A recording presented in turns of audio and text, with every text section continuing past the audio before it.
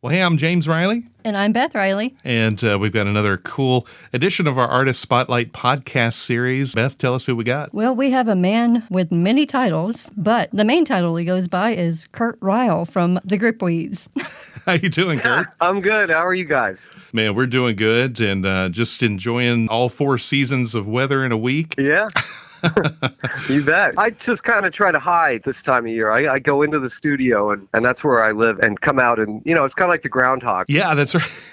Well, tell us when it's spring. So yeah, I'll know when it's spring. That's right. Well, Ben, we'll talk about the latest project, Dig, in a little bit. But first, want to have some fun questions and fun discussions about other things as well. Definitely tell us the fun story about how you guys came up with the name Gripweeds. We were in college, just starting out as a band. And as you do when you're a band, you're looking for that sort of identifier to let people know what you're about, what you're doing. In 2 words, to just kind of communicate what you're all about. And one of us thought up the Gripweeds, and we figured that because it was a character that John Lennon played it was his first film on his own called How I Won the War, and he was Private Gripweed in that film. And we kind of thought that the people that are really hardcore into Beatles stuff, they'd go, I know where that's from. Yeah. And I kind of think I might know what these guys are about musically, and we would hope that they'd be interested. And the other people would just not know, and it would be left up to us to fill in that blank of what is a gripweed with our music. And I think it was the right way to go, that, the people that were in the know understood, and the people that weren't, now they know it as our music. You and your brother Rick started the Gripweeds, correct? Back in the day.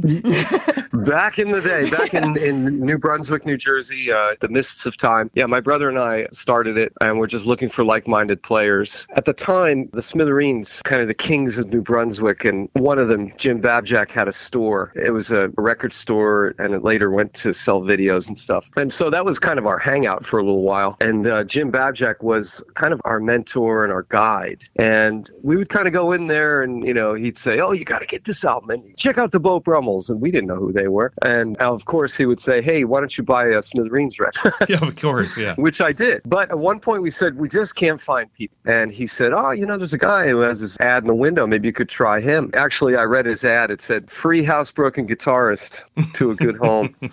And that was our first guitar player, who has since left the band. But we kind of hold Jim Babjack responsible for helping get the Gripweeds together. And I saw somewhere, I believe it was on Facebook or something, that Jim Babjack, the store that he had, recently shut down or something. It shut down, all right. They tore it down. Yeah. Yeah, it's gone. Wow. I guess that Pretenders song, My City Was Gone, comes to mind. When a town becomes unrecognizable from what you remember it as. And little by little, all those little places you went kind of disappear. But the spirit of New Brunswick is still there. You guys began recording in 1992. You had a 3-song independently released EP called See You Through. And your first full-length album was in 1994. From then to now, how do you think your style has changed, if any at all? I think we're songwriters and creative artists. And initially, forming the Gripweeds was kind of about our influences. That was like a defining sort of thing about us. We played the cool, obscure 60s rock garage nuggets that we could find. That kind of informed our writing, definitely at the time. And of course, I think as a creative artist does, you kind of start taking more chances, and then you start, sort of drilling down into what it is that you want to say and what kind of record you want to make. So I think that our stuff has gradually just gotten more creative, maybe more true to who we are as artists. And that said, our new album is a covers record from the music that we started with. So it's literally us kind of taking those old songs that made us want to do this and try to bring them into our universe now, where we've developed our sound. So I think, to answer your question, where we started to where we are now, it's definitely the same band, but we've grown like Gripweeds do. You've recently done a couple of cool compilations we'll talk about on Jem Records, but tell us how that started, how you met Marty Scott and ended up being on Jem Records. I believe Marty reached out to us. If you know anything about Jem Records or Marty Scott, he goes way back to the 70s with Jem Records. And I think they were initially a distributor. And his first album that he distributed was Direct Hits by The Who from England because he couldn't get it here. He didn't like that, so he went to England, bought some copies, and put it out here himself.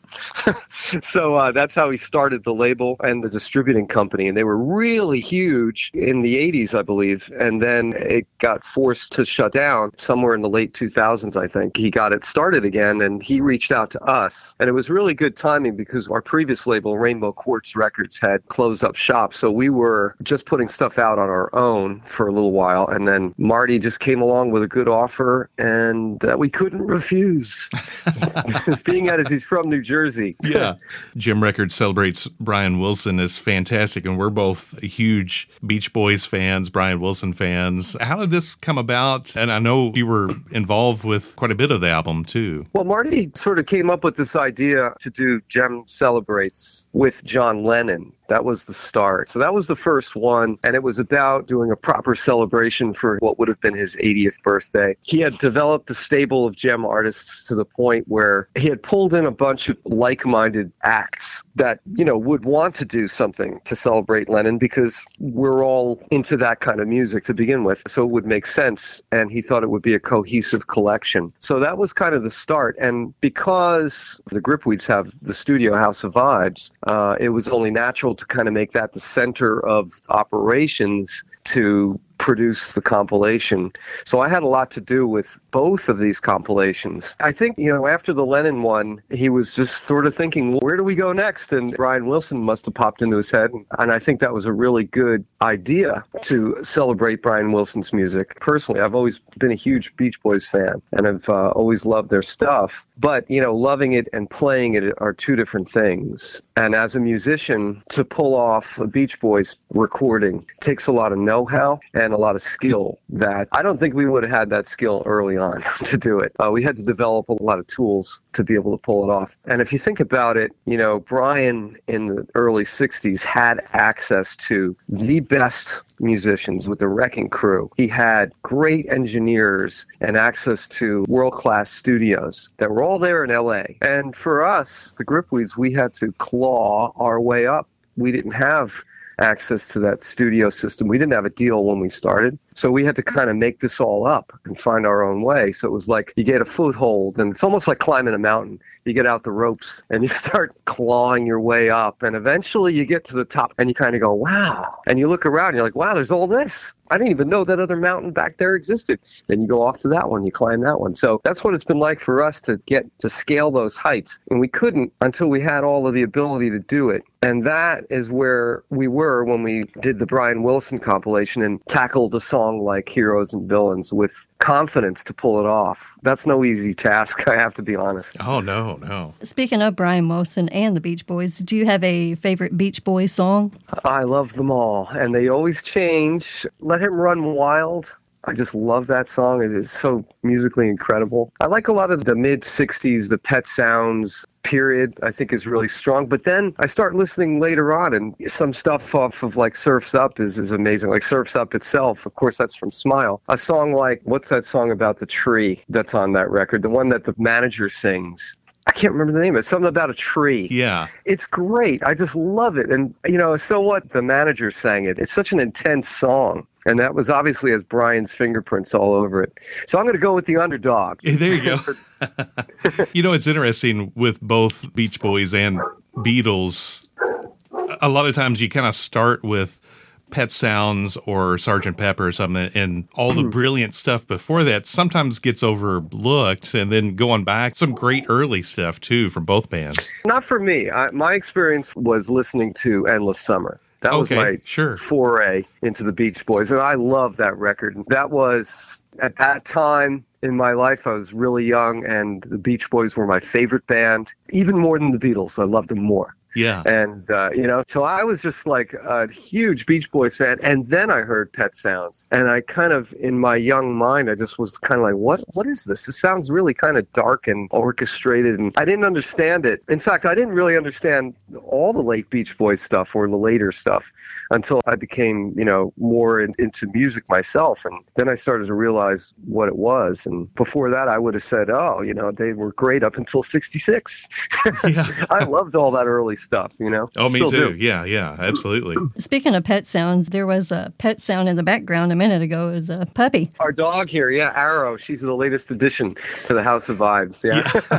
I was hoping you wouldn't hear her, but That was perfect. I mean, there's dog sounds on pet sounds, so. wow, talk about a segue, man. That hats off. Absolutely. Well, and that leads us to House of Vibes. Tell us about this studio and some projects that have come out of that. Well, this studio is in our House of Vibes. And it takes up the whole basement level. We started it when we started the band, really, because the first thing that a band would do, that any band would do, is if they're an original group, they're going to want to make demos of their songs to either figure them out, how to play them, how they go, or to, attract labels or whoever to put out the music for real.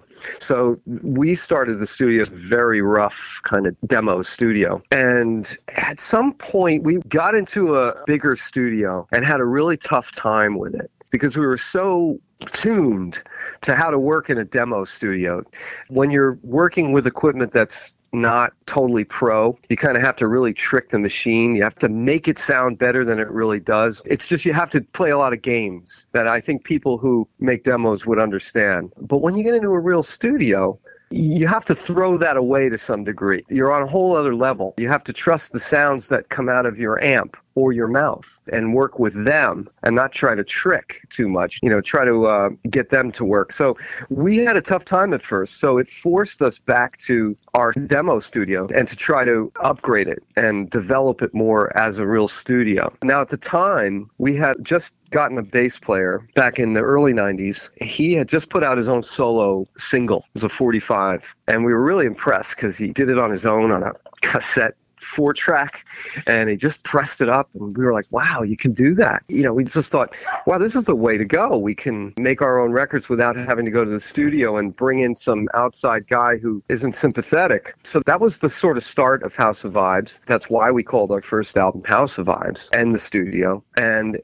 ever since, it's been a building progression. Every album, along with the band's progression musically, we had the studio progression. Oh, second album, we got some more equipment. Third album, we got a 24-track machine. Fourth album, we got more skills. The computer started coming in. And that's the way it sort of went. But alongside of all that, we got interest from bands around us. Like we did with our bass player, they kind of said, oh, you're recording at your house there. I like the sound. Can you record us? So we're like, yeah, sure, we can record you guys. So we started to take on band and other projects outside. And once you do that, you start getting some money. And the money, we plowed it in the back into the equipment. And at some point, got up that learning curve to knowing what we were doing, to where I started working with the Smithereens. And then I started working with Mark Lindsay. And then Ladysmith Black Mambazo one day knocked on the door. And keep going, and at some point you realize you're actually doing it for real. As promised, we're going to talk about your new album, Dig, the Gripweeds version of classic songs, but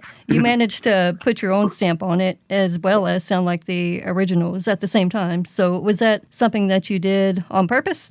Absolutely. This album, we call it kind of like Dig is a musical excavation, into our roots of the Gripweeds, So that's kind of the sort of concept of the project. This is the music that we started with. We sort of set the die of the band around this kind of vibe and this kind of music. And when we started, it was kind of like we wanted to be those bands. But now, having made our own records, developed our own sound, write our own songs, we're approaching it from another angle. We're now saying, how can we make these songs our own? And how can we put our stamp on this music? And at the same time, take these songs and music that we loved so much and were so important to us and make it work in the context of 2022, where the sounds are really great. Production is good sounding with all the techniques and vibes of the early sounds of the 60s and 70s and stuff, which is what we kind of love. So we just wanted to sort of transport this stuff to the 21st century and put our stamp on it. I didn't want to do it, but I'm going to. It's going to be a pun. I love it. There's a track on the album Dig that I really dig. Actually, one your wife Kristen does, and it's by the Moody Blues. Yeah, I know you guys are big fans of them. Twilight Time. How did you guys decide to do that one? Well, in our search for the music that inspired us, we came up with a long list of songs and songs that we wanted to consider. Kristen actually brought that song into it. We're all big Moody Blues fans. They definitely had an influence on just the Gripweeds overall. If you look at our album covers, you could probably even say there's some evidence of Moody Blues, sort of things in there. And we did a concept album in 2015, things like that. We all grew up with the music too. So that was the music I listened to when I was very young. So we thought, let's do Twilight Time and recast it as more of a rocking sort of song, a little more heavier guitars and less orchestra. We're not going to do orchestra. We're going to do rock. That's kind of what we decided to do. And then further change it by putting Kristen on it. That really sort of takes it totally away from the Moody Blues and into our orbit. Kristen does an amazing job with that song. Thank you. I'll tell her. A couple of bands I wanted to touch on here, too. One I just fiercely defend all the time is the Monkees. People might just look at that it was a TV show and they were goofing around and monkeying around and stuff, but just some great songs. And those songs have still lasted. And unfortunately, Michael Nesmith passed away last December right after a tour with him and Mickey, but just making some great tunes on there. Yeah, Porpoise Song and For Pete's Sake, great choices on there, too. Well, I believe that the Monkees were a really important group, actually, musically. They kind of got a bad rap, I think, because of the TV show. But really, right after the first year of that show, they kind of set out to, like Pinocchio, become a real band. Yeah. They were made up, but they actually became a real band. And there's no doubt about that because of, an album like Headquarters, which they played. They played the whole thing. Sure.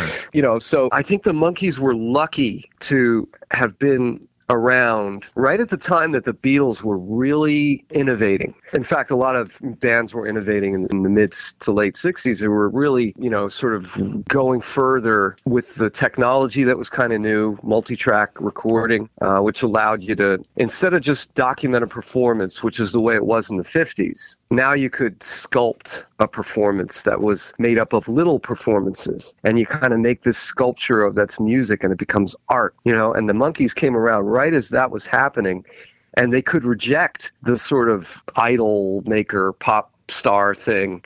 They could become a real band. They had the record sales to prove it. And the writers, they were feeding them with music as well as writing their own. And then, of course, just like the Beach Boys, they had access to the best studios. They had great production teams and all that stuff. So I think they came along just at the right time in a musical renaissance that made them sort of rise up. I could imagine they looked around and said, it's 1967. Wow, the Beatles are number one and we're number two. Yeah. In fact, we might even be number one. So why don't we be like that? I would. I think if the Monkees came around in the 80s or maybe even the 70s, it would have been a whole other ballgame. But because they came in there when so much was happening, they rose to the occasion. And that's why I think their music is still relevant and why we love it, because it just sounds so cool and it's just great. Oh, absolutely. And you guys do such a great job to where it sounds fresh yet vintage, and those songs just are still great. I will forever keep listening to the Monkees for sure. Yeah, us too, and we wanted to sort of take a song like Porpoise Song and just kind of unwrap it a little bit and expand it into a more of an enveloping sound, which is kind of funny if you think about it. I mean, as I told you, we started out as this little demo studio, and here we are, we're making records that I don't want to boast, but I think our stuff sounds pretty good. Oh, it sounds fantastic. And we're a commercial studio now. We're doing this for real. So that's kind of what's happened to the band when it comes to recording. When we first started out on our first album, I specifically remember when we did House of Vibes and we finished it and we were mixing it. And we were just kind of playing it very safe in terms of the mix, because we really didn't know what we were doing. And we're kind of going, we're biting off more than we can chew here. Is this okay? We play it for people. Does this sound all right? You think this is a record? we're not sure. And so fast forward to now where we know what we're doing. We're confident. We're taking a song like Porpoise Song and trying to blow that thing up to be even better, even bigger, even more astounding. That's our mission statement now. And that's what it was with Dig. Was there a favorite song that you have from Dig that you just love to cover?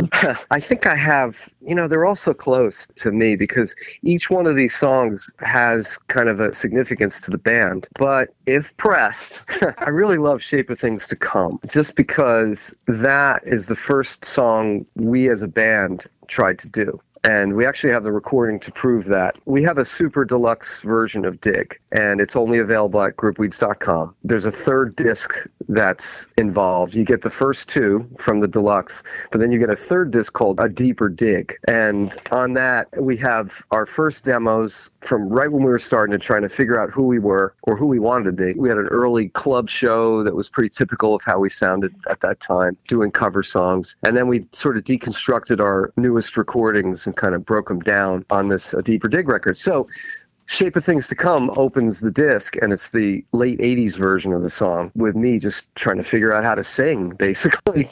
So now coming back to the song, all these years later with more confidence and authority and being able to own it a little bit more. And again, we have the ability to kind of take this song and turn it into a record that we want to listen to, we want people to hear. So you start doing things like backing vocals got to come in at that second verse, or, you start adding a few things that aren't on the original record because you just want to give it all the ammunition you can give it to be all that it can be. I really love that one. I'm happy with the way it turned out. Are you seeing people discover you from your cover songs that are now tuning into the Gripweeds original tunes? I think that's happening. I think that we actually did an interview where we were directly told that this is going to be a gateway record for your potential fans to find your music. And we hadn't thought of it as that at all. We just kind of thought this was a nice concept, especially during a pretty dark time in our, world with the pandemic. This was a very kind of fun project to do while we were locked down. But we didn't think it could be, a way to entice and draw people into our music. But I think that's absolutely happening. I told you before about our store, gripweeds.com. It's an online artist direct store. And we've got people that we see it happen. They buy the Dig album, and then a couple of days go by or a week, and they come back and they order the entire back catalog. It's like, ooh, that's really great, you know? I'm glad because, I told you about the House of Vibes album where we didn't quite know what we were doing at first, but we went back and revisited that record and fixed it up a little bit, got a nice mix on it. It's called House of Vibes Revisited. That's the one we offer on our website. So our music there is kind of all fixed up and it sounds as good as it can. We have a lot of value that we offer on our site in terms of, like I said, the super deluxe edition of Dig is an example of that. We try to give our fans as much as we can for the hard-earned money they spend. Absolutely. Couple questions that we like to ask everybody because it's just kind of fun to daydream a little bit. Beth and I all wish we could go back in time and find each other sooner. Is there if you could go in a time machine and visit a certain time period, maybe it's a certain year or a place or something, what would that be for you? Well, I was talking about that once. Mark Lindsay from Paul Revere and the Raiders. Mm-hmm. We spoke about that exactly. And we both agreed we'd like to go back to 1967, Sunset Strip. Okay, yeah, and just breathe the air and walk around. Buy a bunch of records. Yeah, that would be great. I'd like to just go into the Whiskey Go-Go and see Buffalo Springfield and the Doors and hang out with Mark when he was 25. Yeah. And then just say, and probably be bringing the Gripweeds with us and playing at that time. I could do it. We're big Doors fans. We didn't do any Doors music on our album. I saw that. Yeah. And it's not because we don't like them. It's just because I think they're a hard group to cover. Number one, they're so great. Their music still sounds amazing. It's amazingly produced. Jim Morrison is like a singular character who is really, really difficult to top and to cop. How do you do that without it being kind of a parody? Unless you really, think it out and change the song in a huge way. That was really the hardest thing with Dig was the process of how to make these songs our own and be convincing at doing it. One example of that, I had Too Much to Dream last night by the Electric Prunes. We covered that one, and I step up to the mic to do the lead vocal, and I'm kind of like, how do I do this? And I realized what I had to do was act. I had to put myself into this vibe of this guy who's really, just totally distraught over his relationship. And I just had to kind of find it within myself to make it real, and not be a cover or a fake. And that was really the thing that we had to do as musicians, as singers, just about on every song, is find it in yourself to make it yours. And the Doors, I don't know, it's a little hard. Didn't want to do it. It's very difficult to hear anybody else but the Doors do it. Maybe next time. We could always do another dig. Still digging. Still digging.